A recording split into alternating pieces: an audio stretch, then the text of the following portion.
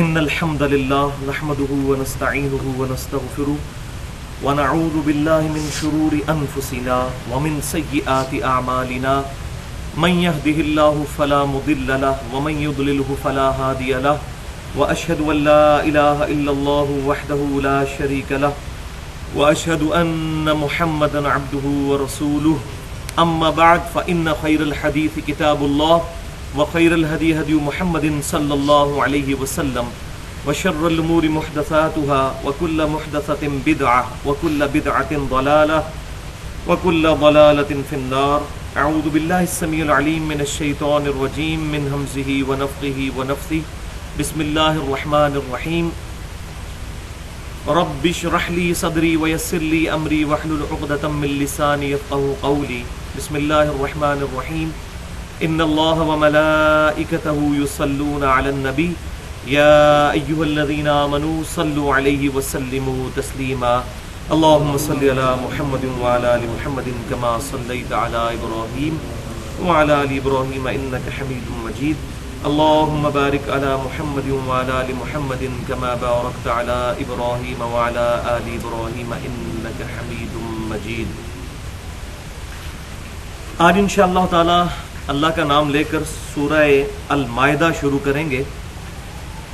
یہ قرآن پاک میں 5ویں سورت ہے اور اس سورت کے مکمل ہونے پر انشاءاللہ تعالی مدنی صورتوں کا جو سلسلہ شروع ہوا تھا سورۃ البقرہ سے وہ بھی مکمل ہو جائے گا. سورۃ النساء اور سورہ آل عمران جو ہے یہ دو صورتیں ایسی ہیں جن صورتوں کے اندر اللہ تبارک و تعالیٰ نے پرٹیکولر جیوز اور کرسچنز کو خطاب کیا ہے. یہودیوں اور عیسائیوں کی غلطیوں کو پوائنٹ آؤٹ کر کے مسلمانوں کو صحیح عقیدے سے روشناس کروایا. اب اس کی جو کنکلوژن ہونے والی ہے وہ سورۃ المائدہ میں. سورۃ المائدہ کے اندر دو چیزیں آخری درجے میں ہوں گی. نمبر 1، یہود و نصارہ سے جو فائنل گفتگو ہے وہ اس صورت میں ہے، اور پھر اس کا کلائمیکس اس کا آخری رکوع ہے جس میں اللہ تعالیٰ نے قیامت والے دن عیسیٰ بن مریم اور اللہ کے درمیان جو گفتگو ہونے والی ہے اس کا ذکر کیا ہے کہ ہم کھڑا کریں گے عیسیٰ بن مریم کو اور ان سے پوچھیں گے کیا تم نے لوگوں سے کہا تھا کہ تمہیں اور تمہاری ماں کو اللہ کو چھوڑ کر معبود بنا لیا جائے؟ تو وہ پھر اللہ کے حضور عرض کریں گے اے اللہ مجھے یہ شائع ہی نہیں تھا کہ میں کبھی ایسی بات کرتا، بالفرض اگر میں نے کوئی ایسی بات کی ہے تو تیرے علم میں ہوگی، کیونکہ جو کچھ تیرے دل میں ہے وہ میں نہیں جانتا اور جو کچھ میرے دل میں ہے وہ تو جانتا ہے. اور دوسری چیز جو اس میں کنکلوڈ ہوگی وہ شریعت اسلامیہ جس کا بلو پرنٹ شروع ہوا تھا سورۃ البقرہ سے، سورۃ النساء میں بھی احکام آئے. اب فائنل جو کنکلوژن ہے وہ سورہ المائدہ کے اندر اللہ تبارک و تعالی اسلامک شریعت کو مکمل فرمائے گا، اور اسی میں وہ شعراء آفاق آیت بھی شروع میں آ جائے گی الیوم اکملت لکم دینکم واتممت علیکم نعمتی ورضیت لکم الاسلام دینا. آج کے دن ہم نے تمہارے لیے تمہارا دین مکمل کر دیا اور تم پر اپنی نعمت تمام فرما دی اور اسلام کو ایز اے ریلیجن تمہارے لیے پسند فرمایا. تو اللہ کا نام لے کر شروع کرتے ہیں. سورۃ النساء کا یہ جوڑا ہے سورہ المائدہ. تو یہ دونوں صورتیں مل کر بھی ایک خاص مضمون کی تکمیل کرتی ہیں، اور وہ پرٹیکولر یہود و نصارہ کی جو خرابیاں ہیں ان کو یہاں پر ایڈریس کیا گیا ہے. بسم اللہ الرحمن الرحیم. یا ایھا الذین آمنوا اوفوا بالعقود. اے ایمان والو اپنے عہد پورے کیا کرو، یعنی جو بھی کانٹریکٹ کرو گے اس کو مکمل کرو. کسی کے ساتھ عہد کیا وہ بھی پورا کرنا ہے، اور سب سے بڑا عہد جو ہم نے اسلام لانے کے بعد اپنے رب سے کیا ہے سمعنا واطعنا، کہ رب ہمارے ہم سنیں گے تیری بات، تیرے محبوب صلی اللہ علیہ وسلم کی بات، اور پھر اطاعت اختیار کریں گے. اس عہد کو بھی پورا کریں. بلکہ دنیا میں جتنے بھی کام ہیں وہ عہد کے مطابق چل رہے ہیں. ایون جو نکاح ہے وہ بھی ایک سوشل کانٹریکٹ ہوتا ہے ایک مرد اور ایک عورت کے درمیان. تو اگر کوئی شخص عہد کی پاسداری کرنا سیکھ جائے تو اس کے تمام معاملات درست ہو سکتے. تو یہ پہلی بات ارشاد فرمائی کہ اے ایمان والو اپنے عہد پورے کرو. اور یہاں پر तावील खास के एतबार से अहद से मुराद ये है कि अल्लाह ताला अब जो शरीयत के अहकामात तुम्हें इरशाद फरमाने लगा है, जो तुमने अपने रब के साथ अहद किया था उसको पूरा करते हुए अब इन अहकामात की तुमने पैरवी करनी है। उहिल्लत लकुम बहीमतुल अनआम, तुम्हारे लिए हलाल कर दिए गए हैं बेजुबान जानवर। अरबी जुबान के अंदर बहीमा का जो लफ्ज है ये इस्तेमाल होता है बेजुबान जानवरों के लिए, चरने वाले जानवरों के लिए। बहीमतुल अनआम और अनआम चौपाए के लिए इस्तेमाल होता है। तो पर्टिकुलर अनआम के अंदर 4 कैटेगरी के जानवर आते हैं। पहले नंबर पर ऊंट, दूसरे नंबर पर गाय, तीसरे पर भेड़ और चौथे पर बकरी। इसका जिक्र आगे चलकर आ भी जाएगा सूरतुल अनाम के अंदर। तो यानी इसका तर्जुमा बनेगा चौपाया, यानी पर्टिकुलर इस टॉपिक के ऊपर एम्फसाइज किया गया है, खुसूसन अकीदे तौहीद के हवाले से वो आगे चलकर आएगा। तो अल्लाह ताला ने फरमाया हमने तमाम बेजुबान जानवर, चरने वाले जानवर तुम्हारे लिए हलाल कर दिए, इल्ला मा युतला अलैकुम, सवाए उनके कि जिनका बयान तुम पर तलावत किया जाएगा, जो तुम्हें बयान किया जाएगा। उन तमाम जानवरों के अलावा तमाम चौपाए, चरने वाले जानवर, सब्जी खोर जानवर तुम्हारे लिए हलाल कर दिए। अब ये जो शेर है या दरिंदा है कोई, वो बहीमा में नहीं आता, वो सब्जी खोर नहीं होता, वो चरने वाला जानवर नहीं होता। आप शेर के सामने कितनी खूबसूरत घास डाल दें वो उसकी तरफ देखेगा भी नहीं, क्योंकि वो दरिंदा है, उसकी सिफ्त में दरिंदगी है, वो गोश्तखोर है। वो आगे हदीस में भी आ जाएगा। इसी तरीके से जो गोश्तखोर परिंदे हैं वो भी नबी सल्लल्लाहु अलैहि वसल्लम ने अल्लाह तबारक व तआला की वही के जरिए हराम फरमाए हैं उम्मत पर। तो तुम्हारे लिए तमाम बेजुबान जानवर हलाल कर दिए गए, सवाए उनके कि जिनका बयान तुम पर किया जाएगा, यानी आंदा मुस्तकबिल में जो बातें आएंगी, 11 वो कैटेगरी की चीजें आएंगी, वो तमाम चीजें हराम है, उसके अलावा तमाम की तमाम तुम्हारे लिए हलाल कर दी गई। यहां पर मैं चाहूं शुरू में ही 3 हदीसें बयान कर दूं। पहली हदीस सही बुखारी और सही मुस्लिम की मुत्तफ़क़ुन अलैह हदीस है। इमाम कायनात सय्यिदुल अव्वलीन वल आखिरीन शफीउल मुज़निबीन रहमतुल लिल आलमीन सय्यिदुना व मौलाना इमाम आज़म मुहम्मदुर रसूलुल्लाह सल्लल्लाहु अलैहि व आलिहि वसल्लम ने इरशाद फरमाया, ग़ज़वा खैबर के मौका पर आप सल्लल्लाहु अलैहि वसल्लम ने पालतू गधों के गोश्त को क़यामत तक के लिए हराम फरमा दिया। बल्कि हदीस के अल्फाज हैं कि हंडिया पक कर तैयार हो चुकी थी और नबी सल्लल्लाहु अलैहि वसल्लम के कासिद ने आकर खबर दी कि आप सल्लल्लाहु अलैहि वसल्लम ने पालतू गधों के जो गोश्त है इसको हराम कर दिया है। अल्लाह तबारक व तआला की वही के जरिए जाहिर है। तो हंडिया पकी हुई भी सहाबा किराम अलैहिम रिदवान ने उंडेल दी और उसको भी इस्तेमाल नहीं किया कि चलो ऐसे खा लीजिए ना, ये काम नहीं किया। उसी वक्त से शरीयत को अपने ऊपर नाफिज किया। यही हदीस जब जामिया तिरमिज़ी में आती है तो उसमें मजीद अल्फाज भी मौजूद हैं कि ग़ज़वा खैबर के मौका पर आप सल्लल्लाहु अलैहि वसल्लम ने पालतू गधों के गोश्त को हराम कर दिया। पहले वो जो बुखारी मुस्लिम में हदीस थी उसका दूसरा जुज मुझे भूल गया साथ बयान करना। दूसरा जुज ये है कि घोड़ों को खाने की इजाजत आप सल्लल्लाहु अलैहि वसल्लम ने दे दी, उसको हराम नहीं फरमाया। और यह भी मिसकंसेप्शन है हमारे सब कॉन्टिनेंट में, वरना किसी भी फिक्र के अंदर घोड़े का गोश्त हराम नहीं है। इवन इमाम अबू हनीफा रहमतुल्लाह अलैह की तरफ जो मंसूब है फिक्र हनफी, उसमें भी घोड़े का गोश्त हलाल है। वो सिर्फ ये कहते हैं कि चूंकि ये जिहाद और किताल में इस्तेमाल होता है तो इतने ज्यादा घोड़े ज़बह ना कर लिए जाएं कि जिहाद के लिए वो अवेलेबल ना हो, बस इससे ज्यादा उन्होंने बात नहीं की। लेकिन हमारे यहाँ पर मुआशरे में एक मिसकंसेप्शन है जिसकी वजह से घोड़े के गोश्त को हराम समझा जाता है और ये पाकिस्तान के अंदर बीमारी है। चाइना में मैं गया हूं, चाइना के अंदर मुसलमान, हालांकि हनफी मुसलमान है, घोड़े का गोश्त खाते हैं। तुर्की सारे का सारा हनफी है, घोड़े का गोश्त रेस्टोरेंट्स के अंदर पकता है। लेकिन यहां पर मैं ये नहीं कहता ये खाना को जरूरी है। आप सल्लल्लाहु अलैहि वसल्लम ने भी कई हलाल चीजें हैं जिनको नहीं खाया। गो का गोश्त बुखारी और मुस्लिम की मुत्तफ़क़ुन अलैह हदीस है कि आप सल्लल्लाहु अलैहि वसल्लम के सामने लाकर रखा गया तो आप सल्लल्लाहु अलैहि वसल्लम ने फरमाया ये हमारे इलाके की ग़िज़ा नहीं, मैं इसको खाता नहीं, तो मैं मना नहीं करता।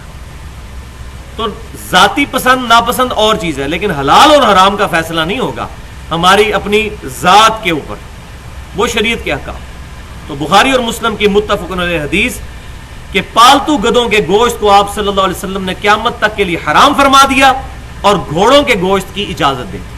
اور یہی حدیث جب جامعہ ترمذی میں آتی ہے تو اس میں مزید الفاظ ہیں کہ آپ صلی اللہ علیہ وسلم نے خچروں کے گوشت کو بھی حرام کر دیا۔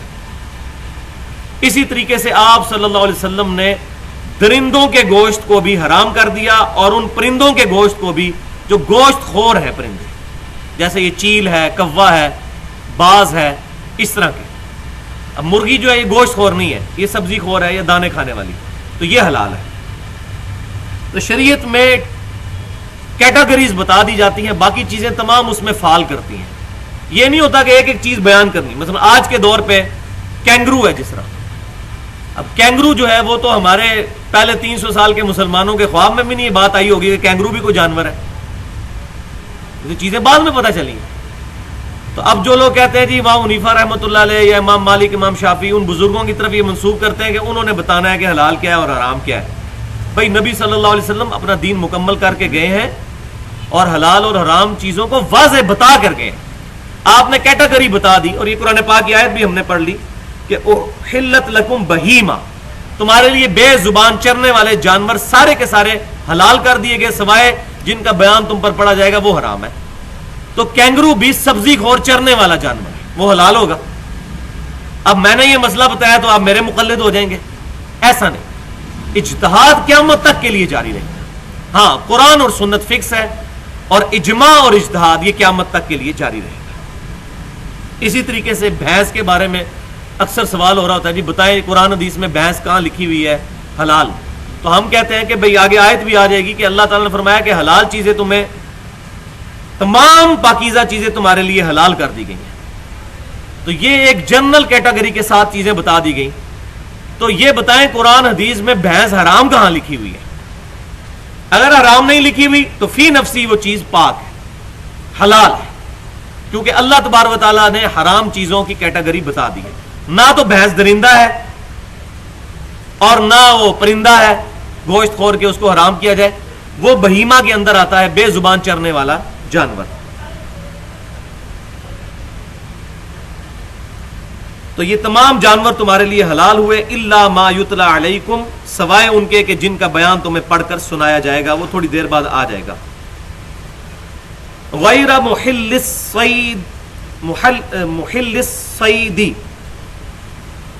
وانتم حرم، حرم،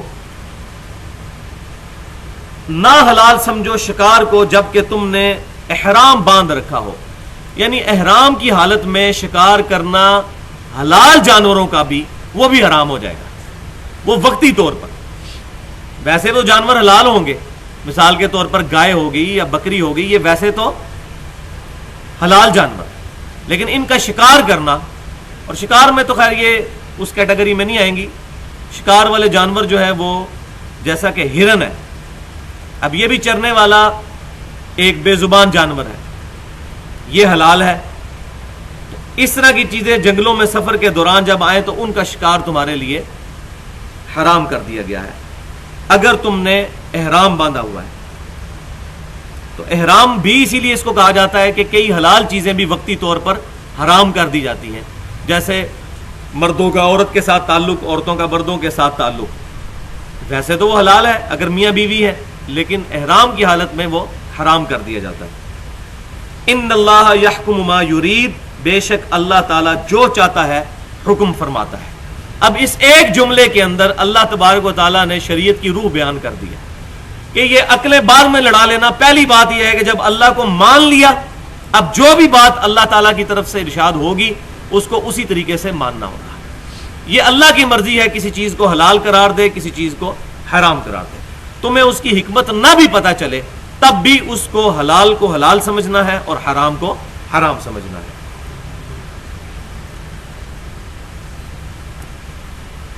یا ایھا الذین آمنوا لا تحلوا شعائر اللہ، اے ایمان والو مت حلال ٹھہرا لو اللہ تعالیٰ کی نشانیوں والی جگہ، جو اللہ کے شاعر ہیں ان کی حرمت کا بھی خیال رکھنا ہے، ان کی بھی توہین نہیں کرنی، جیسا کہ سورۃ البقرہ میں ہم پڑھ چکے، ان الصفا والمروۃ من شعائر اللہ، صفا اور مروہ اللہ کی نشانیوں میں سے، اور ظاہر ہے کہ اللہ تعالیٰ کی نشانیاں وہی ہیں کہ جن نشانیوں کو اللہ تبارک و تعالیٰ نے اپنے محبوب بندوں کی نسبت کی وجہ سے ان جگہوں کو پسند فرمایا۔ صفا اور مروہ سیدہ ہاجرہ رضی اللہ تعالی عنہا اللہ تعالیٰ کے لیے نہیں، فی نفسی، اس وقت تو اپنے بیٹے کی پیاس کو بجھانے کے لیے وہاں پر انہوں نے صحیح کی تھی، لیکن اللہ تبارک و تعالیٰ نے اس سنت کو حج میں شامل فرما دیا، صرف اس لیے کہ ان کا وہاں جانا اللہ کے لیے تھا کہ ابراہیم علیہ السلام صرف اللہ کی رضا کی خاطر اپنے کم سن بیٹے کو اور اپنی بیوی کو وہاں اکیلا چھوڑ رہے تھے۔ پھر اللہ تبارک و تعالیٰ نے پھر زمزم کو جاری فرمایا۔ تو اس آیت سے یہ بھی بات پتہ چلی کہ جو جو چیزیں شعائر اللہ میں داخل ہیں ان تمام چیزوں کا احترام مسلمانوں کے لیے ضروری ہے، چاہے اس کا ذکر واضح طور پر موجود نہ ہو۔ اب مثال کے طور پر اذان ہے، اب کہیں بھی قرآن اور حدیث میں اس لفظ کے ساتھ تو یہ بات موجود نہیں ہوگی کہ اذان شعائر اللہ میں داخل ہے، لیکن یہ داخل ہے کیونکہ یہ اسلام کی بڑی نشانیوں میں سے۔ اب کوئی اذان کا مذاق اڑاتا ہے، اذان ہو رہی ہے اور کوئی اس پر کوئی ایسے کمنٹس پاس کر دیتا ہے، اور اگر واقعی تحقیر کی نیت سے کیے تو پھر تو اسلام سے ہی خارج ہو جائے گا، اگر بے وقوفی کی بنا پر کیے تو تب حرام تو کم از کم وہ ہوگا۔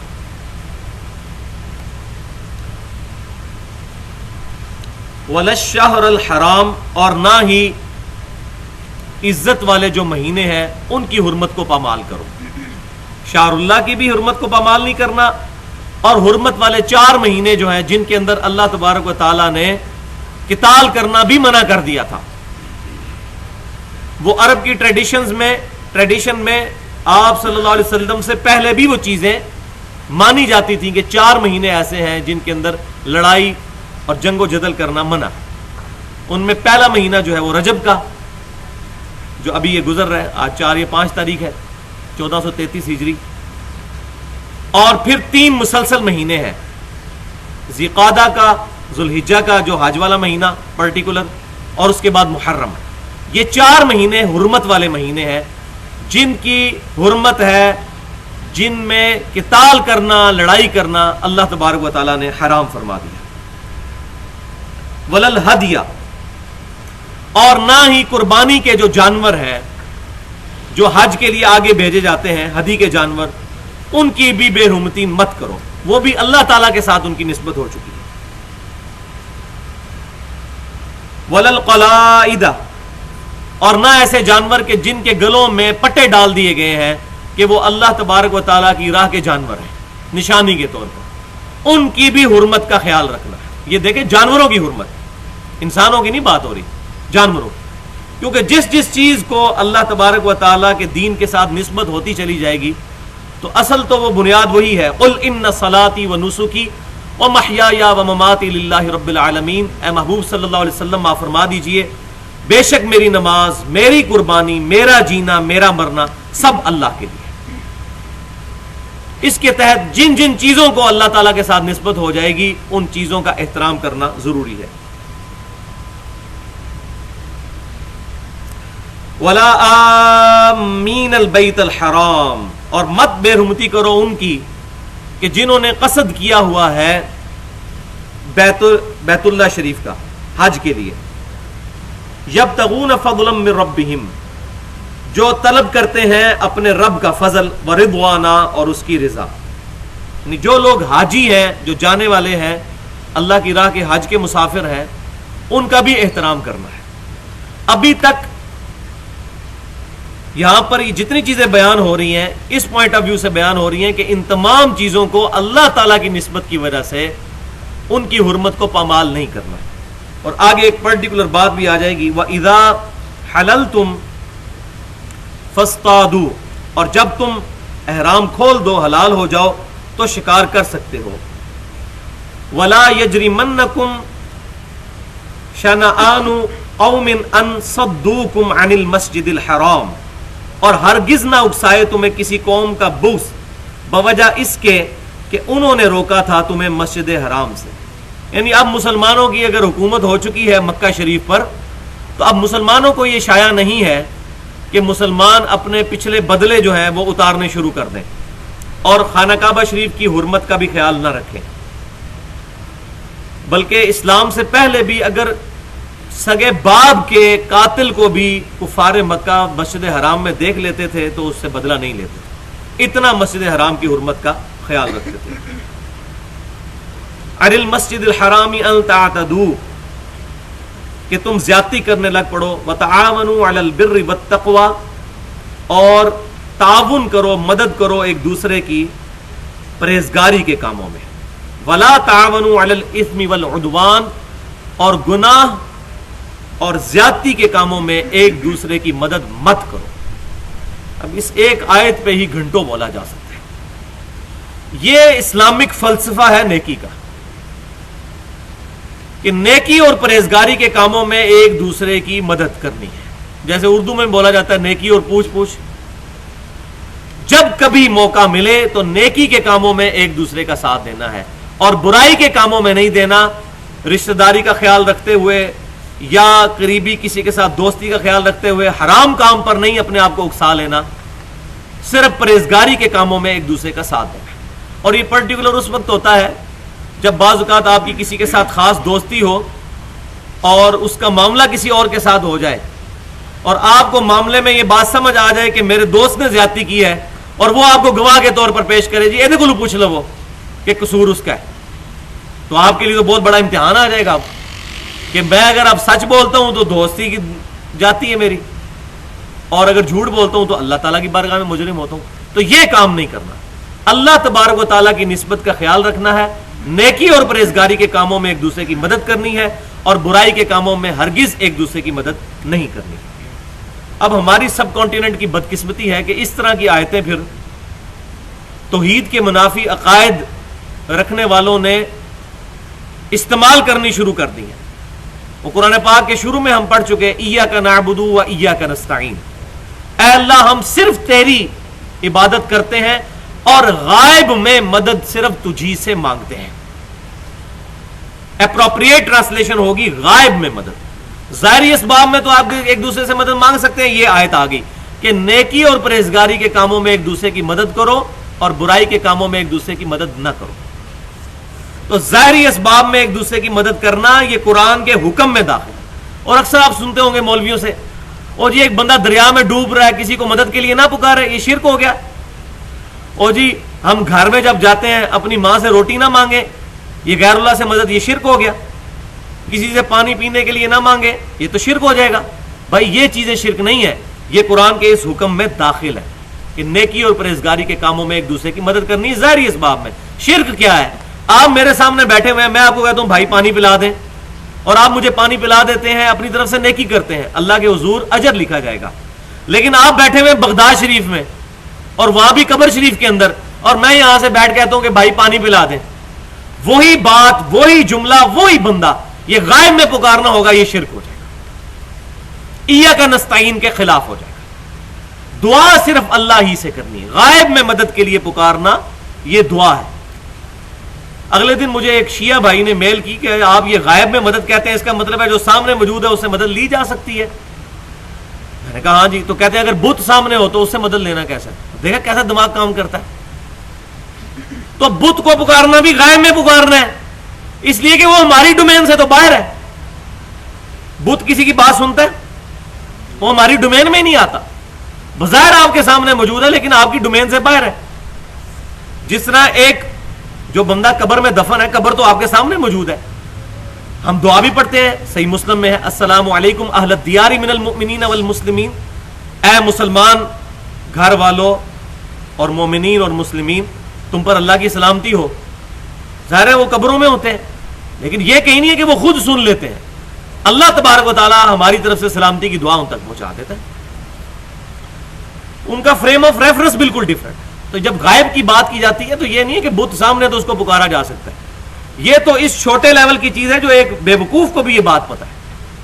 تو سورۃ الانبیاء کے اندر آتا ہے نا ابراہیم علیہ السلام کا واقعہ ڈیٹیل میں، جب ابراہیم علیہ السلام نے سارے بت توڑ دیے تو الٹیمیٹلی انہوں نے کہا جی ایک نوجوان ہے ابراہیم جس کا نام ہے، اس کو ہم نے سنا تھا کہ وہ ہمارے بتوں کو برا کہتا تھا، بلاؤ اس کو۔ تو ابراہیم علیہ السلام سے پوری ڈیبیٹ ہوئی، انہوں نے ایک ہی بات کانٹے کی، انہوں نے کہا بات یہ ہے کہ ان سے پوچھ لو نا. انہوں نے سر جھکا لی اور آپس میں کنکھیوں سے بات کرنے لگے کہ تجھے تو پتہ ہے کہ یہ سنتے تو ہے نہیں ہے. تو پھر انہوں نے کہا اف لکم، تم پر اف ہے، اور جن کو تم اللہ کے علاوہ پوچھ رہے ہو ان پر بھی. تو بت کو پکارنا بھی بیسیکلی وہ ہماری ڈومین سے باہر ہے، نہ وہ کسی کے سننے پر. اسی طریقے سے فرشتوں کو پکارنا، فرشتوں یہ پیغام دے دو کہ خادم تمہارا سعید آ رہا ہے، فرشتے کو نہیں ہم پکار سکتے. نہ فرشتہ ہمارا ملازم ہے کہ ہماری کو بات لے کے جائے گا، اللہ جو اس کو ڈیوٹی لگائے گا وہ اس نے پوری کرنی. ورنہ تو دو فرشتے یہاں بیٹھے، میں ان کو کہوں گا جی میرا سلام نبی صلی اللہ علیہ وسلم تک پہنچا دے. کتنی نان سینس بات ہے. غائب میں اللہ کے علاوہ کسی کو بھی پکارنا مدد کے لیے، مدد کے لیے، یہ الفاظ یاد رکھیں.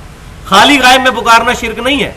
ہم نماز میں پکارتے ہیں السلام علیکم ایھا النبی، اور بخاری مسلم کے الفاظ ہیں، جب تم یہ پڑھو گے زمین و آسمان میں جہاں جہاں اللہ کا نیک بندہ ہے، السلام علینا وعلی عباد اللہ الصالحین، اللہ تعالیٰ ان تمام نیک بندوں تک تمہارا سلام پہنچا دے گا. اور یہ بالکل جھوٹی بات ہے کہ یہ شب معراج کی گفتگو ہے. یہ تو بریلویوں سے حاضر و ناظر کے عقیدے میں ڈیبیٹ کرتے ہوئے یہ جھوٹی بات جو ہے وہ پبلک کے اندر آ گئی، حالانکہ یہ کوئی ثابت نہیں ہے. یہ تو بخاری اور مسلم کی متفق علیہ حدیث ہے. عبداللہ بن مسعود رضی اللہ تعالیٰ عنہ کا ہاتھ نبی صلی اللہ علیہ وسلم نے اپنے دونوں ہاتھوں کے درمیان لے کر ان کو تشہد تعلیم فرمایا تھا، اور فرمایا کہ جب تم یہ سلام پڑھو گے زمین و آسمان میں جہاں بھی اللہ کا کوئی نیک بندہ ہے اللہ تعالیٰ تمہارا سلام اس تک پہنچا دے گا. تو ہم یہ سلام انشائیہ پڑھتے ہیں، یہ ایز اے سٹوری نہیں پڑھ رہے ہوتے، لیکن نیت کیا ہے؟ اللہ پہنچا. غائب میں پکارنا بھی کوئی شرک نہیں ہے، غائب میں مدد کے لیے پکارنا شرک ہے. قبر رسول پہ جا کے السلام علیکم یا رسول اللہ پڑھنا صحابہ کی سنت ہے. ہمارا جو ریسرچ پیپر ہے رسول اللہ کی آخری وصیت ہے، اس میں عبداللہ بن عمر رضی اللہ تعالیٰ عنہ سے روایت لکھ دی ہے، المصنف ابن ابی شیبہ میں 11993 نمبر روایت، کہ آپ رضی اللہ تعالیٰ عنہ جب بھی قبر رسول پر جاتے تھے السلام علیکم یا رسول اللہ پڑھتے تھے. پھر سیدنا ابوبکر کی قبر پہ آ کے السلام علیکم یا ابی بکر، اور اپنے والد کی قبر پہ آ کے السلام علیکم یا ابتا. حالانکہ ہے وہ بھی غائب ہے، بے شک قبر سامنے موجود ہے، لیکن وہ ڈومین سے تو باہر ہے. وہ عالم برزخ میں زندہ ہے، انبیاء کرام اور شہداء، اور ہم اس دنیا میں زندہ. ہماری کوئی ڈائریکٹ کمیونیکیشن نہیں، بلکہ اللہ تعالیٰ پہنچاتا ہے. یہاں ہم پڑھنے کو کوئی شرک نہیں کہتے. شرک کہتے ہوں تو ہم خود بھی شرک کر رہے ہیں. ہم صرف کہتے ہیں یہاں سے السلام علیکم یا رسول اللہ کا سیگا ثابت نہیں. اسی والا سیگا جو ہے وہ نماز میں ثابت ہے، وہ ہم پڑھتے ہیں السلام علیکم ایھا النبی. تو یہ بات کو سمجھیں، بات میں جتنی کمزوری ہے اتنی ہی کمزوری بیان کرنی چاہیے، نہ کہ خام خواہ کسی پر کفر اور شرک کا فتویٰ یا کسی پر گستاخ رسول کا فتویٰ لگا دیا جائے. تو یہ بڑی احتیاط کی اس معاملے میں ضرورت ہے. تو نیکی اور پرہیزگاری کے کاموں میں ایک دوسرے کی مدد کرو، اور برائی کے کاموں میں ایک دوسرے کی مدد نہیں کرنی. اس پر میرا پورا ایک لیکچر ہے، دعا صرف اللہ ہی سے، مسئلہ نمبر 3 کے نام سے اہل سنت پاک.com پہ 1 گھنٹہ اور 40 منٹ کی گفتگو ہے. اور ریسرچ پیپر بھی اپلوڈ ہے دعا صرف اللہ ہی سے 8 پیجز کا، اس پہ میں نے ڈیٹیل کے ساتھ بحث کی ہے. یہاں اس کی ڈیٹیل میں جانے کی ضرورت نہیں ہے. واتقوا اللہ، اور اللہ کا تقوی اختیار کرو. ان اللہ شدید العقاب، بے شک اللہ تعالیٰ سخت عذاب دینے والا ہے. اللہ کے تقوی کی تلوار ہر وقت انسان کے سر پر لٹکتی رہنے چاہیے. انسان کا قبلہ ہی اس وقت درست ہوتا ہے کہ جب اللہ کا تقوی دل میں. اور بلکہ میں ایک بہت بڑا جملہ بولنے لگوں، اگر اس کو آپ غور سے سمجھیں، کہ اللہ تعالیٰ کی شریعت کا بھی مذاق اڑایا جا سکتا ہے اگر تقوی کو نکال دیا جائے بیچ میں سے. اللہ کی شریعت کے احکام بھی ناقص ہیں بغیر تقوی کے. تقوی کا چیک ہے. طلاق کے جہاں احکام آئے سورۃ البقرہ میں، اللہ تعالیٰ فرماتا ہے کہ اگر بیویوں سے رجوع کرو تو دیکھنا اللہ سے ڈرنا، بسانے کی نیت سے کرنا، ان کو ذلیل کرنے کی نیت سے نہیں. اب اس کے اوپر کوئی چیک نہیں، کوئی دنیا کا قانون نہیں یہ جج کر سکتا کہ ایک بندے نے اپنی بیوی کو ایک طلاق دی، پھر اس کو سسپینڈ رکھا، 6-7 مہینے کے بعد نیا نکاح کر کے اس سے رجوع کر لیا، کیونکہ ایک طلاق ہوئی تھی، 3 تو نہیں ہوئی بھی تھی، اور نیت یہ ہے کہ پھر اس کو 5-6 مہینے رکھ کے پھر چھوڑ دوں گا، ذلیل کروں گا. اب قانوناً آپ کو کوئی نہیں منع کر سکتا، لیکن اللہ کے حضور آپ وہ جائز کام کرتے ہوئے بھی مجرم ہے. کیوں؟ کہ اللہ کے احکام مکمل ہوتے ہیں تقوی کے ساتھ. گاڈ کانشیسنس کے ساتھ. تقوی کے بغیر شریعت کے احکام بھی مذاق بنا لیے جائیں گے, جیسا کہ بنی اسرائیل نے کیا. ہفتے کے دن کا شکار منع تھا ان کو, اور انہوں نے کیا تماشا کیا, پھر اللہ تعالیٰ نے ان کو پھٹکارے ہوئے بندر بھی بنا دیا. شریعت کا مذاق نہیں اڑا. جیسا فتاوی علمگیری کے اندر ایک مسئلہ موجود ہے کہ کسی فقہ حنفی کا امام حنیفہ کی طرف منسوب ہے, ہم امام حنیفہ رحمۃ اللہ علیہ کے بارے میں حسن ظن رکھتے ہیں, کیونکہ ان کی طرف جو مشہور باتیں ہیں اکثر باتیں ان کی وفات کے 200-250 سال بعد لکھی گئی ہیں بغیر سند کے, لہذا ان کے اوپر ہم کوئی بات نہیں کرتے. تو وہ مسئلہ اس میں موجود ہے کہ کسی بیوی کے پاس, کسی کی بیوی کے پاس زیور ہے 10 تولے, تو 7.5 تولے کے بعد تو زکوٰۃ شروع ہو جاتی ہے.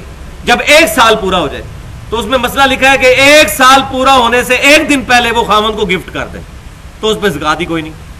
جب خاوند کا سال پورا ہونے لگے تو 1 دن پہلے بیوی کو واپس گفٹ کر دے. اسی طریقے سے تماشا کرتے رہے. اب مجھے بتائیں لاجیکلی وہ صحیح کر رہے ہیں یہ جو کچھ تماشا کر رہے ہیں, لیکن تقوی کا اگر چیک نہ ہو تو یہ شریعت کے احکام کا مذاق ہی بنے گا. ان کو تو پتہ ہے وہ کیا تماشا کر رہے ہیں. اب وہ آگے سے کہیں بتائیں قرآن حدیث میں ایک غلط لکھا ہوا ہے, تو ہم کہتے ہیں قرآن حدیث میں جہاں بھی شریعت کے احکام آئے ہیں بار بار جو کہا گیا واتقوا اللہ واتقوا اللہ واتقوا اللہ, اس کا مطلب ہی یہی ہے. آپ کو نہ سمجھ آئے تو الگ بات ہے, اس کا مطلب یہ ہے تقوی کے بغیر انسان کبھی بھی شریعت کے احکامات کی پاسداری نہیں کر سکتا. اپنے آپ کو دھوکہ دے رہا ہوں, اندر جو دل میں مفتی بیٹھا ہے وہ بتا دے گا بھائی غلط کیا ہے تم نے, اوپر سے جو مرضی بندہ کرتا رہے. واتقوا اللہ, اللہ کا تقوی اختیار کرو. ان اللہ شدید العقاب, بے شک اللہ تعالیٰ سخت عذاب دینے والا, گرفت فرمانے والا. استغفر اللہ واتوب الیہ. اب اگلی آیت کے اندر 11 چیزیں وہ جن کا ذکر شروع میں ہوا تھا کہ تمہارے لیے تمام جانور بے زبان حلال کر دیے گئے سوائے ان کے کہ جو تم پر پڑھ کر سنائے جائیں گے. وہ 11 چیزوں کا بیان یہاں پر آنے والا ہے. وہ 11 چیزیں کون سی ہیں جو اللہ تعالیٰ نے ہمیشہ کے لیے حرام فرما دی ہیں. یہ ہے اب شریعت اسلامیہ کا فائنل کنکلوژن. حرمت علیکم المیتۃ, حرام کیے گئے ہیں تم پر مردار. حلال جانور بھی اگر اپنی موت مر جائے ذبح کیے بغیر تو وہ حرام ہوگا سوائے سمندری جانوروں کے. صحیح بخاری اور مسلم کی متفق علیہ حدیث ہے کہ ایک غزوے کے دوران ابو عبیدہ ابن جراح رضی اللہ تعالیٰ عنہ مسلمانوں کے امیر تھے, تو بھوک کی کیفیت ہوئی, سمندر کے کنارے وہ سفر کر رہے تھے, تو اللہ تبارک و تعالیٰ نے ان پر ایسی کرامت فرمائی کہ بہت بڑی مچھلی, اور وہ ویل مچھلی ہوگی, وہ حدیث کے اگلے الفاظ سے بات پتہ بھی چل جائے گی, اتنی بڑی مچھلی جو ہے وہ ساحل سمندر پر آ کر گر گئی.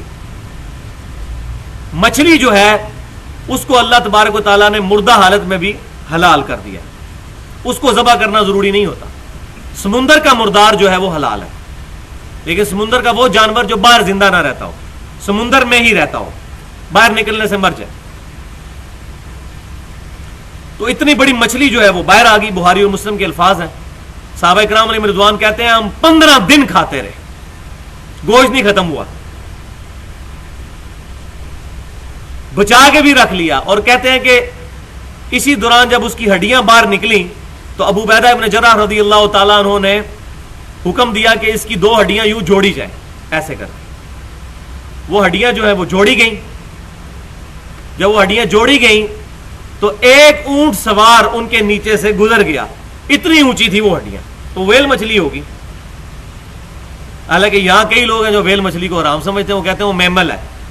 بے شک میمل ہے, وہ مالیہ جانور ہے, وہ بچوں کو دودھ پلاتا ہے, لیکن سمندری جانور ہے, وہ حلال ہے. اتنی بڑی کو اور مچھلی دکھائے نا کہ جس کے نیچے سے اونٹ گزر جائے, اونٹ سوار, اتنی بڑی اس کی ہڈیاں ہوں.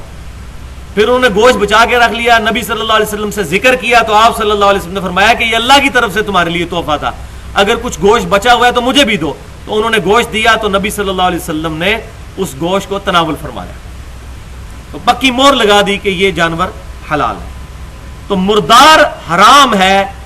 یہ اگر کوئی گائے مر جائے, بکری مر جائے, بھینس مر جائے, اونٹ مر جائے خود بخود اپنی موت, تو وہ مردار حرام. والدم, اور خون بھی حرام ہے. خون کو پینا حرام ہے. خون خود تو پاک ہے، اس میں اختلاف ہے، لیکن جمہور کی رائے یہ ہے کہ خون فی نفسی پاک ہے، لیکن اس کا پینا حرام ہے. وَلَحْمُ الْخِنْزِيرِ، اور خنزیر یعنی سور کا، پگ کا گوشت، یہ بھی تمہارے لیے حرام ہے. اب اکثر لوگ یہ بات پوچھتے بھی ہیں جی حکمت کیا ہے؟ تو بھائی حکمت تو پہلے ہی بیان ہو چکی ہے. ان اللہ یحکم ما یرید، بے شک اللہ تعالیٰ حکم دیتا ہے تمہیں جو چاہتا ہے.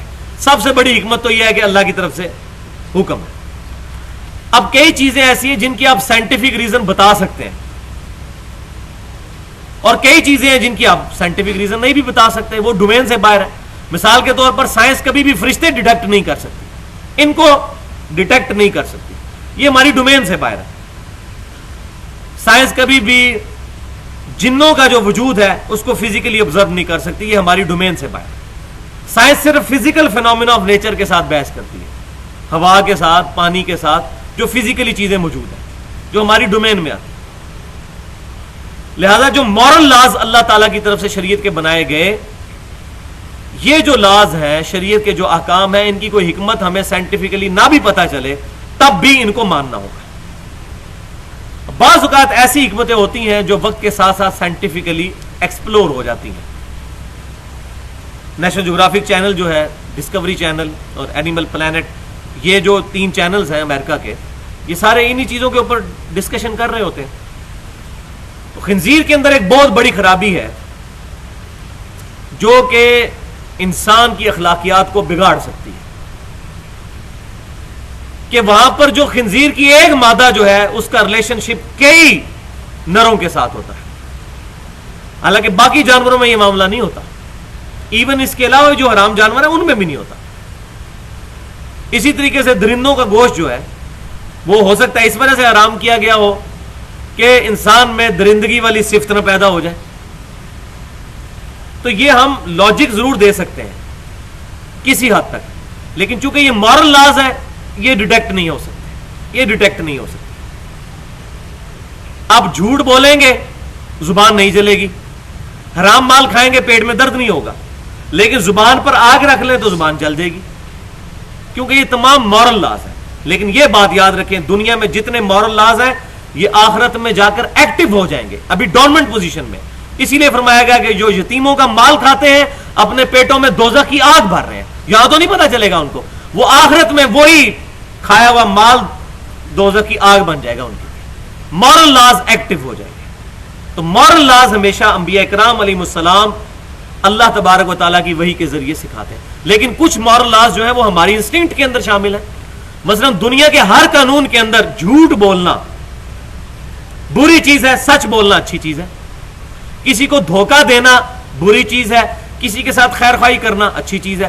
انبیاء کرام علیہ السلام کی تعلیمات نہ بھی ہوں تب بھی اخلاقی حس جو اللہ نے ہمارے اندر رکھی ہے اس کی وجہ سے انسان کافی ساری برائیوں کو جج کر سکتے ہیں. آج بھی ہالی ووڈ کی فلم کے اینڈ میں بھی سچ کی جیت دکھائی جاتی ہے اور جھوٹ کی شکست دکھائی جاتی ہے. کیوں؟ یہ انسان کے اندر اللہ تعالیٰ نے اخلاقی حس رکھ دی ہے. اس کی وجہ سے انسان اکاؤنٹیبل ہے، چاہے اس تک کتابوں کا اور انبیاء کا علم نہ بھی پہنچا تب بھی اللہ کی بارگاہ میں وہ اتنے درجے کا اکاؤنٹیبل ضرور ہے. تو اللہ تعالیٰ فرما رہا ہے تمہارے لیے مردار حرام، خون حرام، خنزیر کا گوشت حرام، وما اہل لغیر اللہ بہ، اور وہ جانور بھی تمہارے لیے حرام کر دیے گئے کہ جن پر اللہ کے علاوہ کسی اور کا نام لیا جائے. خصوصاً ذبح کے وقت اللہ کے علاوہ کسی اور کے نام پر ذبح کیے جائیں گے تو وہ جانور حرام ہوں گے. اور اگر اللہ کے نام پر ذبح ہوں گے، چاہے وہ حلال کرنے والا کرسچن اور جیو میں سے کیوں نہ ہو، یہودی یا عیسائی، اگر اللہ کا نام لے کر کرے گا تو وہ جانور حلال ہو جائے گا. وہ آگے بات آ بھی جائے گی. تو حلال جانور اگر کوئی اللہ کا نام لے کر حلال کرے گا تو وہ حلال ہوگا، اللہ کے علاوہ کسی اور کا نام ذبح کے وقت لے گا تو وہ جانور حرام ہو جائے گا، یا خاموش رہے گا تب بھی حرام ہو جائے گا. بسم اللہ اللہ اکبر تکبیر پڑھنی ہے، کم از کم اللہ ضرور کہنا ہے، اور اتنی آواز سے کہ کان اپنے سن لیں. شریعت میں جب بھی کہا گیا نا کہ یہ کام کرنا ہے یا کہنا ہے تو اس سے مراد یہ ہے کہ کم از کم اپنے کان خود سنیں. نماز کے لیے بھی شرط ہے کہ اپنے کان خود سن رہے ہو. کان خود سننے سے مراد نہیں کہ یہاں سے نکل کے آواز باہر جا رہی ہو، اندر سے ہی بالکل آہستہ، ساتھ والا نہ سنے، آپ خود سن رہے ہو، ادروائز نماز بھی نہیں ہوتی. دل میں کوئی پڑھتا رہے اس کی نماز نہیں ہوگی. دل میں کوئی تکبیر پڑھے گا تو جانور حرام ہی رہے گا جب تک زبان سے نہ ادا کرے. دل میں طلاق دے گا، طلاق نہیں ہوگی جب تک زبان سے ادا نہ کرے. بیوی کو سنانا شرط نہیں، خود سننا شرط ہے. تو جہاں بھی شریعت نے کہا بولنے کا یا پڑھنے کا تو اس سے مراد کم از کم اتنی آواز سے کہ اپنے کان خود سن لیں. اسی طریقے سے اگر کوئی قسم اٹھاتا ہے تو اس کے لیے بھی یہ الفاظ اپنے کانوں تک پہنچانا ضروری ہے. اگر دل میں ہی چل رہا ہے تو وہ نہیں قسم ہوگی. ہاں منت دل میں مانی جا سکتی، اس کا معاملہ بالکل ڈفرنٹ ہے. تو اللہ تعالیٰ فرما رہا ہے جس پر غیر اللہ کا نام لیا گیا وہ جانور بھی تمہارے لیے حرام ہے. ذبح کے وقت مطلقاً کسی چیز پر غیر اللہ کا نام بولا جانا یہ کوئی شرک نہیں ہے، نہ اس کی وجہ سے کوئی جانور حرام ہو جاتا ہے. مثلا میں قربانی کا بکرا لے کے آیا ہوں تو اس بکرے پہ یہی بولا جائے گا کہ یہ محمد علی کا بکرا ہے، تو اب غیر اللہ کا نام بولا گیا تو وہ جانور ہی حرام ہو گیا؟ نہیں. ذبح کے وقت کس کی خوشنودی کے لیے ذبح ہو رہا ہے. یہ بال پوائنٹ میری بال پوائنٹ ہے، اب اس پہ بھی غیر اللہ کا نام بولا جائے یہ حرام ہو جائے گی؟ نہیں. تو یہ دونوں ایکسٹریمز میں بیان کر رہا ہوں. خالی نام بولنے سے چیز حرام نہیں ہو جائے گی. حرام اس وقت ہوگی جب کسی اور کی خوشنودی اس میں شامل ہو جائے گی اللہ کے علاوہ. مثال کے طور پر کوئی کہتا ہے جی میں یہ اس لیے کام کر رہا ہوں کہ اس کی وجہ سے فلاں جو بزرگ ہیں وہ خوش ہو جائیں، تو اب یہ غیر اللہ کی خوشنودی کے لیے ہو گیا.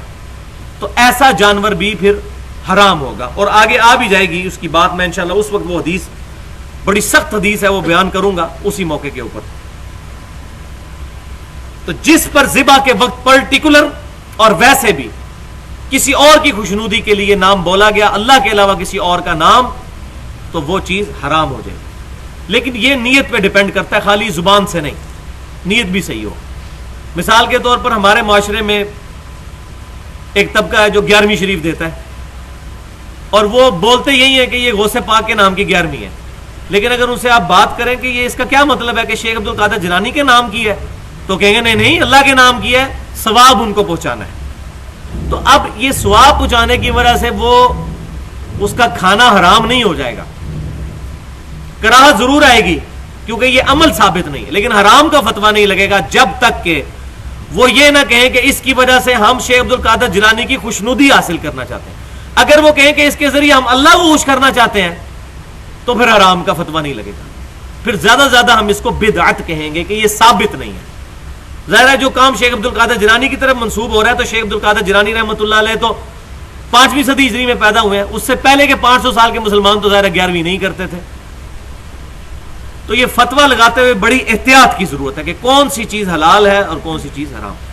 لہٰذا میں خود بھی 31 سال بریلوی رہا ہوں اور میں نے بریلویوں کا لٹریچر بڑی ڈیٹیل کے ساتھ پڑھا ہے. کسی بریلوی کا عالم کا یہ عقیدہ نہیں ہے کہ 11ویں شریف یا یہ باقی جو ختم ہم دلواتے ہیں یہ غیر اللہ کے نام کے ہیں. وہ کہتے ہیں حرام ہے، وہ کہتے ہیں ہم ثواب پہنچاتے ہیں. لیکن اس میں پھر بعض اوقات ایسا غلو ہو جاتا ہے، جیسا کہ ہمارے ابھی ایک سب کانٹیننٹ میں جو علی بن عثمان حجویری صاحب کا مزار ہے لاہور کے اندر، داتا دربار جسے مشہور کہتے ہیں، وہاں پر ہر مہینے کی 11 تاریخ کو دودھی جو ہے وہ سارا دودھ چڑھا دیتے ہیں. اور کئی لوگوں کا یہ عقیدہ سننے میں آیا کہ وہ کہتے ہیں جی دودھ نہیں دیں گے تو ہماری بھینسیں دودھ دینا بند کر دیں گی. استغفر اللہ واتوب الیہ. اب ایسا فاسد عقیدہ رکھنا بعض اوقات انسان کو شاید دار اسلام سے ہی خارج کرتے ہیں. اتنی بڑی بات اللہ تعالیٰ پر بولنا. بھائی کسی کا دودھ کوئی بزرگ نہیں بند کر سکتا. دنیا کا بڑے سے بڑا انسان اگر اس کا اپنا پیشاب بند ہو جائے تو اپنا پیشاب نہیں کھول سکتا. کسی کا دودھ کھولے گا یا بند کرے گا کیا؟ پیشاب بند ہو جائے کو کھول سکتا ہے اپنا پیشاب؟ یہ تو آج باتیں ہمیں سمجھ آ رہی ہیں نا، ہم تو بڑے آسان سمجھتے تھے. انسان کا دل روزانہ 1,00,000 دفعہ دھڑکتا ہے اور 10,000 لیٹر خون پمپ کرتا ہے پورے جسم کے اندر. زمین و آسمان کی ساری مخلوقات مل کے ایک بندے کا دل نہیں جلا سکتے، بند ہو جائے چلا نہیں سکتی. 10,000 لیٹر خون 1,00,000 کلومیٹر نسوں میں ہر انسان میں علیحدہ علیحدہ ٹرانسفر کرتا ہے. اب یہ باتیں تو ہمارے بزرگوں کو پتہ بھی نہیں ہوں گی، ان کے فرشتوں کو بھی نہیں پتہ ہوں گی. یہ تو فزیکل فینومینا آف نیچر کے ایکسپلور ہونے کے بعد یہ چیزیں پتہ چلی ہیں. کتنے کمپلیکس سسٹم انسان کے اندر چل رہے ہیں. تو یہ بھائیوں کسی فرشتے کی ڈومین میں نہیں ہے، کسی بھی انسان کی ڈومین میں نہیں ہے. یہ تو اللہ تبارک و تعالیٰ ہے جو فرماتا ہے کہ ہم گوبر اور خون میں سے تمہیں نتھرا ہوا دودھ پلا دیتے ہیں. آگے چل کر آ بھی جائے گا سورۃ النحل کے اندر. یہ دودھ تو اللہ کی نشانیوں میں سے ہے. اور میں اکثر سوچتا تھا کہ دودھ کا ذکر پرٹیکولر کیوں قرآن میں ہے. بھائیو پوری انسانیت دودھ پہ چل رہی ہے. دودھ ختم ہو جائے تو بچے بڑے ہی نہیں ہو سکتے بغیر دودھ کے. اور آج کل جو صورتحال ہے, عورتوں کا دودھ ہی پورا نہیں ہوتا, بھینس اور گائے کے دودھ کے ذریعے سلسلہ چلتا ہے. پوری انسانیت چل رہی ہے دودھ کے اوپر. اسی لیے اللہ تعالیٰ نے خصوصیت سے دودھ کا ذکر کیا. تو یہ اللہ تبارک و تعالیٰ ان معاملات کو چلانے والا ہے. تو جس پر غیر اللہ کا نام بولا گیا وہ بھی تمہارے لیے حرام کر دی گئی ذبح کے وقت یا غیر اللہ کی خوشنودی کے لیے. اب اگلی چیز کیا آ رہی ہے؟ 4 چیزیں بیان ہوگی. 5ویں چیز والمنخنقۃ, اور ایسا جانور جو گلا گھونٹ کر مارا جائے وہ بھی حرام ہے. میں کچھ عرصہ پہلے نیشنل جغرافی پہ ایک پروگرام دیکھ رہا تھا. یہ تبت کے علاقوں میں جو لوگ ہیں نا, وہ بکری وغیرہ کو ذبح نہیں کرتے. وہ کہتے ہیں یہ بکری کو اس سے تکلیف ہوگی, تو دکھاتے ہیں کہ وہ گلا گھونٹ کے اس کو مارتے ہیں. حالانکہ یہ سائنٹیفکلی غلط ہے چیز, کیونکہ ذبح کرنے میں خون جو ہے, اور خصوصاً پوری گردن نہ اتارنے میں, صرف یہ شارے کاٹنے میں اور باقی جسم لگا رہے تاکہ دماغ کا سسٹم جو ہے وہ اعصاب کا باقی رہے, تو جسم سے خون نکل جاتا ہے. یہ ذبح کرنے کے اندر حکمت ہے.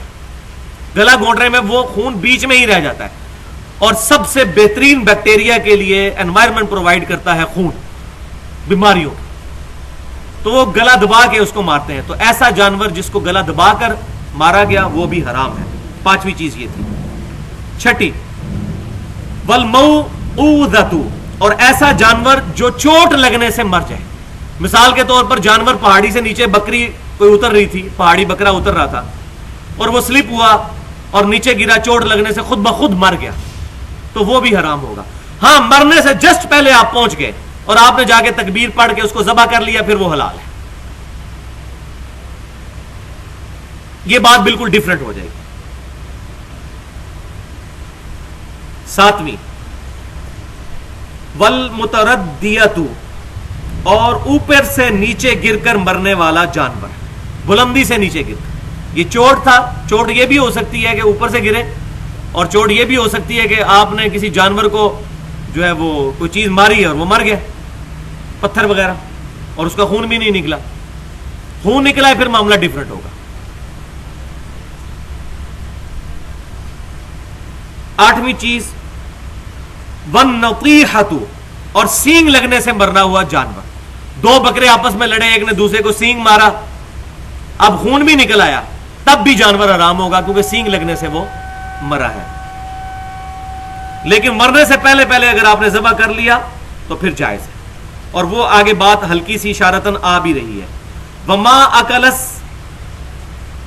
السبع, اور جس کو درندے نے کھایا ہو, ایسے جانور کو بھی کھانا حرام ہے. درندے نے شکار کیا, مثلا کسی شیر نے کوئی ہرن کو شکار کیا اور وہ مر گیا ہرن, اب وہ شیر کو آپ نے بھگا دیا تو اس کو آپ نہیں کھا سکتے. لیکن الا ما زکیتم, سوائے اس کے کہ جس کو تم ذبح کر لو. شیر نے بھی شکار کیا تھا, آپ نے فائر مار کے شیر کو ہوائی فائر کر کے بھگا دیا. ویسے ہوگا نہیں, میں ایک تھیوریٹیکل کیس بتا رہا ہوں, شیر کے علاوہ کوئی اور جانور کر لیں. تو اب وہ جانور بھاگ گیا, ابھی اس کی سانسیں ہرن کی باقی تھی اور آپ نے اس کو ذبح کر لیا, تو اگرچہ اس کو درندے کا زخم بھی لگا ہوا ہے, لیکن آپ ذبح کر لیں گے تو وہ آپ کے لیے حلال ہو جائے گا.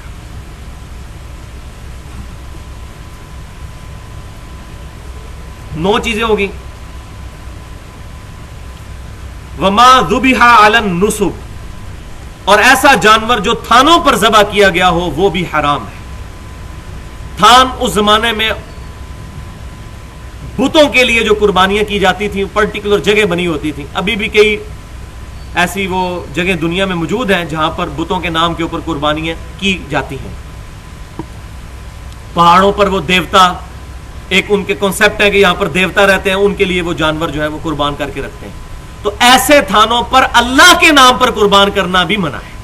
یہ بات ذرا سمجھ لیں, یہ سمجھنے والی بات ہے کہ تھانوں پر اللہ کے نام پر بھی قربان کرنا حرام ہے, کیونکہ ان جگہوں پر حرام کر دیا گیا. یہ فیصلہ بعد میں ہوگا کہ سینمے میں اسلامی فلم دیکھنی ہے یا غیر اسلامی. سینما بنانا ہی حرام ہے.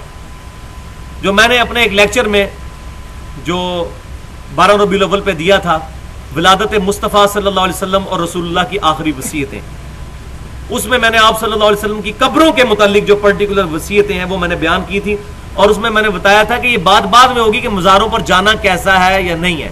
مزار بنانا ہی حرام ہے. قبروں پہ جانے کا حکم ہے صحیح مسلم میں تاکہ آخرت کی یاد آئے. مزار بنانا ہی غلط ہے کیونکہ صحیح مسلم میں حدیث ہے قبروں کو پکا مت کرو، قبروں پر عمارت مت بناؤ اور ان پر مت بیٹھو، نہ لائف بیٹھو نہ مجاور بن. یہ تو بعد میں بات ہوگی کہ مزار پہ جانا جائز ہے ناجائز. مزار بنانا ہی غلط ہے. اسی طریقے سے ایسی جگہ جو تھان ہے جہاں پر مشرکین کے میلے لگتے ہیں یا خلاف شرع کام ہوتے ہیں، وہاں پر اللہ کے نام کی قربانی بھی دینا حرام ہے. لہذا معذرت کے ساتھ جو یہاں سے لوگ جاتے ہیں جی غریب لوگوں کو کھلانے کے لیے، ہم اب جا رہے ہیں علی بن عثمان اجویری صاحب المشہور داتا صاحب کے دربار پہ، جی وہاں دیگ چڑھائیں گے اللہ کے نام کی، وہاں پر اللہ کے نام کی دیگ چڑھانا بھی اس آیت کے تحت حرام ہوگا اجتہاداً، کیونکہ وہاں پر خلاف شرع کام ہو رہے ہیں. وہ تھان ہے پرٹیکولر، تو یہ بتوں والے ہیں. میں وہ والا فنیٹک مواحد بھی نہیں ہوں کہ میں اس کو بتوں کے ساتھ تشبیہ دے دوں، ایسا بھی نہیں ہے. لیکن اگر ان قبروں کی پوجا شروع کر دی جائے گی پھر معاملہ وہ بتوں والا ہو جائے گا. مسند امام احمد میں صحیح سند کے ساتھ، الموطا امام مالک میں بھی حدیث ہے، اللہم لا تجعل قبری وثن یعبد، اے اللہ میری قبر کو ایسا بت نہ بننے دینا، ایسا وثن نہ بننے دینا کہ لوگ پوجنا شروع کر دیں. اور بخاری اور مسلم کی متفق علیہ حدیث ہے، آپ صلی اللہ علیہ وسلم نے اپنی وفات کے دنوں میں سیدہ عائشہ کہتی ہیں کہ فرمایا کہ اے اللہ تیری لعنت ہو یہود و نصارہ پر، جب ان میں سے کوئی نیک آدمی یا نبی فوت ہو جاتا تھا اس کی قبر پہ سجدے شروع کر دیتے تھے، اور آپ صلی اللہ علیہ وسلم نے فرمایا میں تمہیں منع کرتا ہوں کہ میری قبر پہ سجدے مت کرو. اور سیدہ عائشہ کہتی ہیں، ساتھ ہی بخاری مسلم میں الفاظ ہے، اگر ہمیں یہ ڈر نہ ہوتا کہ لوگ رسول اللہ کی قبر پہ سجدے شروع کر دیں گے صلی اللہ علیہ وسلم، تو ہم آپ صلی اللہ علیہ وسلم کی قبر کو زائرین کی زیارت کے لیے کھلے عام چھوڑ دیتے. لیکن آپ نے حجرے کی دیوار نہیں گرائی تاکہ لوگ یہ کام نہ کریں. الحمدللہ وہ آج تک حجرے کی دیوار نہیں گری. باقی اس کی ڈیٹیل میں نے 2 گھنٹے میں اس لیکچر میں اہل سنت پاک .com پہ وہ لیکچر رکھا ہوا ہے، ایکسکلوسیو لیکچر. کافی لوگ اس کو دیکھ چکے ہیں، 1,500-2 ہزار کے قریب لوگ. ولادت مصطفیٰ صلی اللہ علیہ وسلم اور رسول اللہ کی آخری وصیتیں صلی اللہ علیہ وسلم، اس میں نے قبروں کے بارے میں ڈیٹیل سے. یہاں پر وہ حدیث جو میں کہہ رہا تھا سنن نبی داؤد کے اندر صحیح سند کے ساتھ حدیث ہے. ایک صحابی نبی صلی اللہ علیہ وسلم کی خدمت میں حاضر ہوئے اور انہوں نے عرض کیا کہ اللہ کے رسول صلی اللہ علیہ وسلم، میں 100 اونٹ مقام بوانا پر جا کر قربان کرنا چاہتا ہوں. اب صحابی ظاہر ہے بتوں کے نام کا تو نہیں قربان کریں گے، اللہ کے نام پر. تو آپ صلی اللہ علیہ وسلم نے فرمایا دیکھنا ایک چیز کا بلکہ 2 چیزوں کا فرمایا کہ ان کا خیال رکھنا، کسی ایسی جگہ پر جا کر قربان نہ کرنا جہاں مشرکین کے زمانے جہالیت کے لوگ قربانی چڑھایا کرتے تھے. اللہ کے نام کی قربانی بھی وہاں نہ چڑھانا، یا وہاں پر مشرکینوں کے میلے لگا کرتے تھے. ایسی جگہوں پر بھی اللہ کے نام کی قربانی کرنا بھی منع ہے. حالانکہ اب اللہ کے نام کی قربانی ہو رہی ہے، لیکن ان جگہوں پر جانا اللہ تعالیٰ کی نافرمانی ہے. تو وہاں اللہ کا نام لے کر بھی کوئی ذبح کرے گا تو وہ حرام ہی ہوگا. یہ وہ پرٹیکولر حدیث تھی جس کے بارے میں نے بیان کرنا تھا. وَأَن تَسْتَقْسِمُوا بِالْأَزْلَامِ، اور یہ بھی حرام ہے، یہ 11ویں چیز، کہ تم تقسیم کرو جوئے کے تیروں کو. یہ زمانے جاہلیت میں اس میں مختلف اقوال ملتے ہیں کہ وہ فال نکالا کرتے تھے جانوروں پر تیر چلا کے. بلکہ صحیح بخاری کے اندر حدیث موجود ہے کہ آپ صلی اللہ علیہ وسلم جب فتح مکہ کے بعد داخل ہوئے تو آپ صلی اللہ علیہ وسلم نے سیدنا ابراہیم علیہ السلام، سیدنا اسماعیل علیہ السلام کے مجسمے دیکھے خانہ کعبہ میں، اور ان کے ہاتھوں میں تیر پکڑائے ہوئے تھے. تو آپ صلی اللہ علیہ وسلم نے فرمایا کہ اللہ تعالیٰ ان کو غارت کرے کہ انہوں نے ابراہیم علیہ السلام اور اسماعیل علیہ السلام کے مجسمے بنا کے ان کے ہاتھوں میں تیر تھما دیے. ابراہیم علیہ السلام اور اسماعیل علیہ السلام نے کبھی بھی تیروں کے ذریعے فال نہیں نکالے، کبھی بھی ان کو استعمال نہیں کیا. تو یہ اس وقت پرٹیکولر جو ایک رسم تھی اس کو بھی اللہ تعالیٰ نے فرمایا کہ یہ تمام چیزیں بھی تمہارے لیے حرام کر دی گئیں. ذالکم فسق، یہ سب کے سب نافرمانی کے کام ہیں. الیوم یئس الذین کفروا من دینکم، آج کے دن کافر تمہارے دین سے مایوس ہو چکے ہیں. فلا تخشوہم واخشونی، تو اب ان سے مت ڈرو ڈرنے سے مراد یہ ہے کہ ان کا اب لحاظ مت کرو اور میرا لحاظ کرو، شریعت کے احکامات کو رائج کرو، شریعت کے احکامات کی پیروی کرتے ہوئے کوئی شرم محسوس نہ کرو۔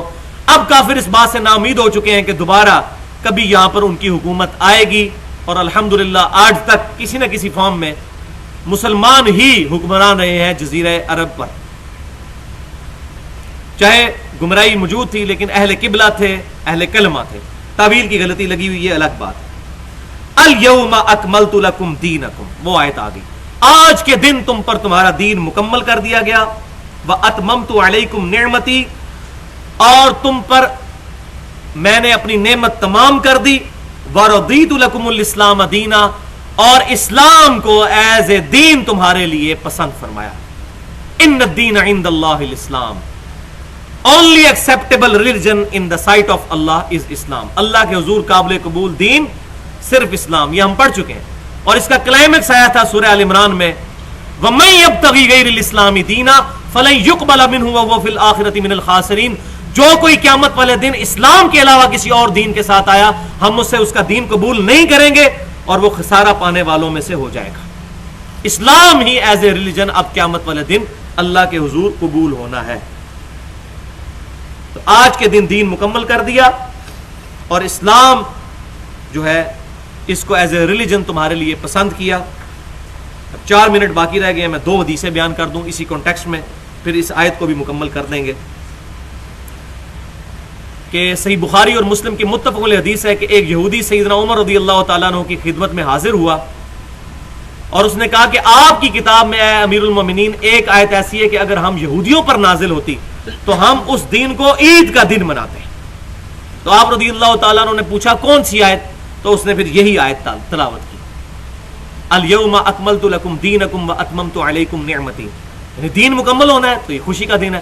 تو سیدنا عمر رضی اللہ تعالیٰ نے بڑا انٹلیکچوئل جواب دیا، انہوں نے کہا کہ ہمیں پتہ ہے یہ کس دن یہ آیت آپ صلی اللہ علیہ وسلم پر نازل ہوئی تھی، وہ جمعے کا ہی دن تھا، اور آپ صلی اللہ علیہ وسلم یوم عرفہ کے دن عرفات کے میدان میں تھے جب یہ آیت نازل ہوئی، یعنی جمعے کا دن پہلے ہی مسلمانوں کے لیے عید کا دن۔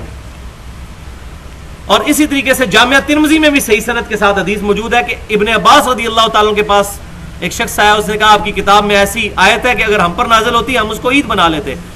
تو ابن عباس رضی اللہ تعالیٰ نے بھی اس سے بھی بہتر جواب دیا اور فرمایا کہ اس دن تو اللہ نے ہمیں پہلے ہی 2 عیدیں دی ہوئی تھی، ایک یوم الجمعہ جمعے کا دن، اور دوسرا یوم عرفہ یعنی 9 ذی الحجہ حج کا دن، اللہ نے ہمیں پہلے ہی 2 عیدیں دی تھی، اس دن یہ آیت نازل ہوئی تھی الحمدللہ۔ تو میں نے وہ جو ربیع الاول والا لیکچر ہے اس میں نے یہ بات کہی ہے کہ عید کا لفظ صرف ان 2 عیدوں پر نہیں بولا جاتا، وہ تو ہیں پرٹیکولر شریعت کی 2 عیدیں، اس کے علاوہ اصطلاحی معنوں میں عید کا لفظ جمعے پر بھی یوم عرفہ پر بھی بولا گیا ہے، یہ جائز ہے۔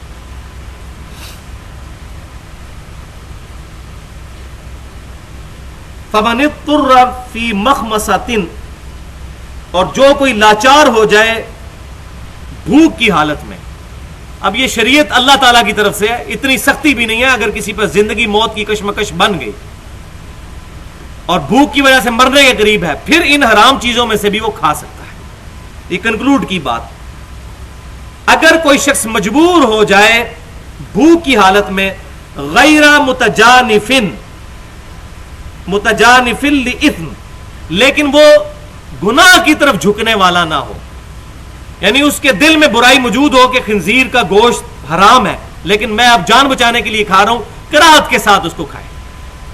یا پیاس ہے تو اتنی شراب پی لے کہ اس کی پیاس بجھ جائے، مرنے کے اگر قریب ہو تو، یہ عام پیاس نہیں ہے، مرنے کے قریب ہو، لاچار ہو جائے، الفاظ یہ ہیں بالکل لاچار ہو جائے، اس صورت میں یہ نیت نہ کرے کہ چلو آج میں چیک ہی کر لینا کیسا ذائقہ ہے شراب دا، یہ نیت نہ بیچ میں آئے۔ اللہ تعالیٰ فرما دیا غیر متجانف لإثم، نہ جھکنے والا ہو گناہ کی طرف۔ اس وقت ایک دفعہ نیت اپنی دوبارہ حاضر کرے کہ میں کس نیت سے پیوں۔ ہو سکتا ہے کہ کوئی میرے جیسا وہمی بندہ ہو تو وہ چھوڑ ہی دے کہ یار میں کہ یہ گڑبڑ نہ ہو جائے نیت۔ اور بخاری اور مسلم کی وہ حدیث مجھے یاد آ گئی کہ آپ صلی اللہ علیہ وسلم نے فرمایا اس نے ایمان کی حلاوت چکھ لی جس میں 3 نشانیاں ہیں، اللہ اور اس کا رسول اسے پوری دنیا میں سب سے بڑھ کر محبوب ہو جائے صلی اللہ علیہ وسلم۔ دوسری، دوستی اور دشمنی اللہ کے ریفرنس سے، اور تیسرا کفر کی طرف لوٹ جانا اتنا مشکل ہو جائے جتنا آگ میں زندہ جلایا جانا، یعنی وہ بندہ آگ میں جلنے کے لیے تیار ہو جائے لیکن اسلام نہ اپنا چھوڑے. یہ ایمان کی حلاوت ہے. ویسے اگر زندگی موت کی کشمکش بن جائے تو انسان تقیہ کر سکتا ہے، تقیہ کرنے کی اجازت ہے، میں سورہ آل عمران میں بیان کر چکا، یہ جائز ہے. لیکن اس وقت بھی اعلیٰ ترین درجہ یہ ہے کہ انسان شرک نہ کرے، اپنی جان دے دے. جو مسند امام احمد میں صحیح سند کے ساتھ حدیث ہے، معاذ بن جبل کو نبی صلی اللہ علیہ وسلم نے فرمایا تھا، اے معاذ اللہ کے ساتھ شرک نہ کرنا، خواہ تمہارے ٹکڑے ٹکڑے کر دیے جائیں، تمہیں صلیب پہ چڑھا دیا جائے، سولی پر چڑھا دیا جائے، یا تمہیں آگ میں جلا دیا جائے، اللہ کے ساتھ شرک نہ کرنا. یہ تقوی کی بات کی، فتوے کی نہیں. اگر زندگی موت کی کشمکش بن جائے تو وقتی طور پر کوئی شخص دل میں ایمان رکھتے ہوئے کلمہ کفر بھی بول دے تو یہ جائز ہے. سے پوری امت کا اجماع ہے اور احادیث بھی اس پہ ڈیٹیل کے ساتھ موجود ہے. فَإِنَّ اللَّهَ غَفُورٌ رَحِيمٌ، تو بے شک اللہ تعالیٰ بخشنے والا مہربان ہے. اگر اس وقت کوئی ہو گیا تو یہ نہ ہو کہ بعد میں وہ وہمی بن جائے کہ میرے جینز میں اب شراب چلی گئی ہے، میں اس وقت پی لی سی، پتہ نہیں میرا گناہ معاف ہوئے گا کہ نہیں. یہ ذہن میں نہیں لانا. پھر اللہ تعالیٰ سے امید رکھنی ہے، بے شک اللہ تعالیٰ گناہوں کو معاف کرنے والا ہے. اللہ تعالیٰ سے دعا ہے جو حق بات میں نے کہی آج جو ہم نے سنی ہمارے دلوں میں راسخ فرمائے. اگر جذبات میں میرے منہ سے کوئی غلط بات نکل گئی تو اللہ تعالیٰ ہمارے دلوں سے محو کر دے. ہمیں کتاب و سنت اجماع کی تعلیمات پر عمل کر کے دوسرے بھائیوں تک پہنچانے کی توفیق عطا فرمائے. سبحانک اللہم و بحمدک، اشہد ان لا الہ الا انت، استغفرک و اتوب الیک، وما علینا الا البلاغ المبین.